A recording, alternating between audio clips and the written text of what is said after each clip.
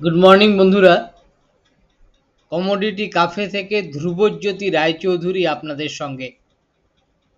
আজ আপনাদের এমন একটা টেকনিকের সঙ্গে পরিচয় করিয়ে দেব যে টেকনিকটা প্রফেশনাল ট্রেডারদের মোস্ট ফেভারিট টেকনিক, এবং দায়িত্ব নিয়ে বলছি যে এই টেকনিকটা প্রাইস অ্যাকশন ব্রেকআউট স্ট্র্যাটেজিতে আপনি যদি প্রপারলি ইমপ্লিমেন্ট করতে পারেন তাহলে আপনার লস প্রবাবিলিটি এক ধাক্কায় 50% পর্যন্ত কমে যাবে।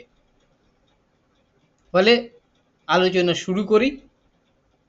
শুরু করার আগে বলি যে আমরা দুটো টাইম ফ্রেমকে একসঙ্গে নেব, কারণ এই টেকনিকটার নাম dual time frame technique.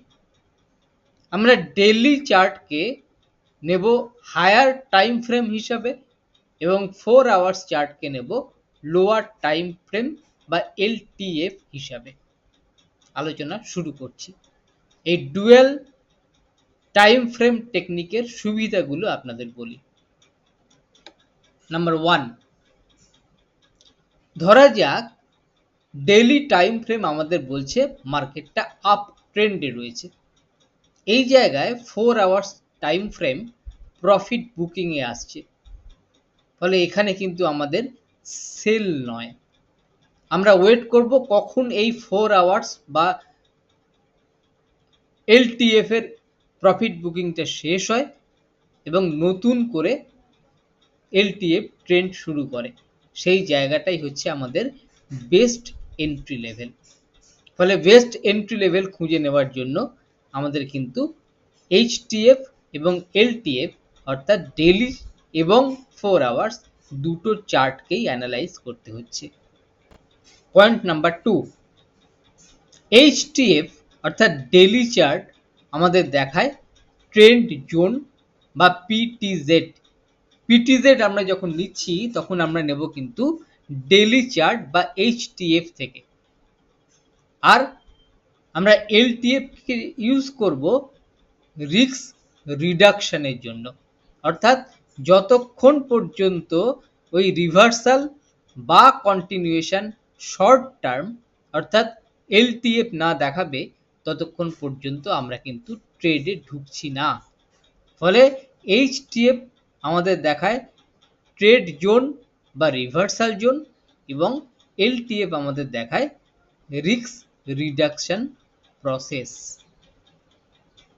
Point number 3, যদি আপনি শুধুমাত্র 4 ঘন্টার চার্টে থাকেন অর্থাৎ এলটিএফ এ, তাহলে দেখবেন যে অনেক ফলস ব্রেকআউট সিগন্যাল আপনি পাবেন। সব সিগন্যালগুলোই যদি আপনি কাজ করেন তাহলে অটোমেটিক্যালি আপনার কিন্তু লসটা বাড়বে। ফলে কোয়ালিটি সেটআপের জন্য আপনাকে এইচটিএফ এ থাকতে হচ্ছে বা হায়ার টাইম ফ্রেম নিতে হচ্ছে। পরের পয়েন্ট,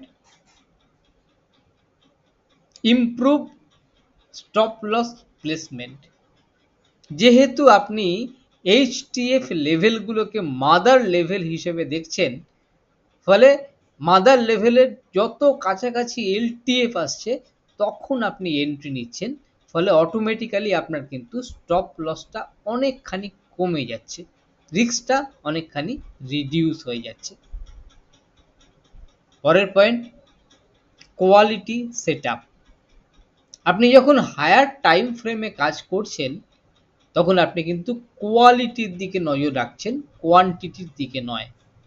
ফলে যখন হায়ার টাইম ফ্রেম অর্থাৎ ডেইলি চার্ট আপনাকে কাজ করতে বলছে সেটা হচ্ছে হোয়ার, আর শর্ট টার্ম বা এলটিএফ আপনাকে দেখাচ্ছে হোয়েন অর্থাৎ প্রপার এন্ট্রি পয়েন্ট।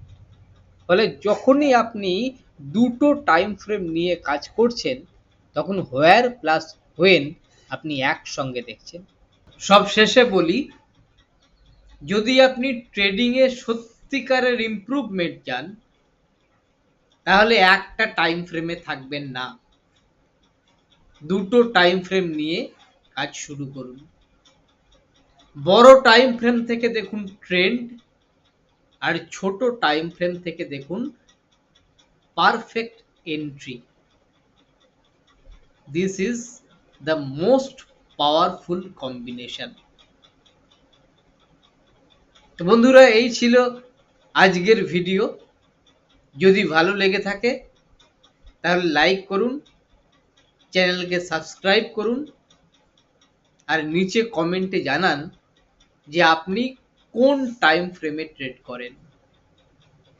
সবাইকে ধন্যবাদ জানিয়ে এখানেই শেষ করছি।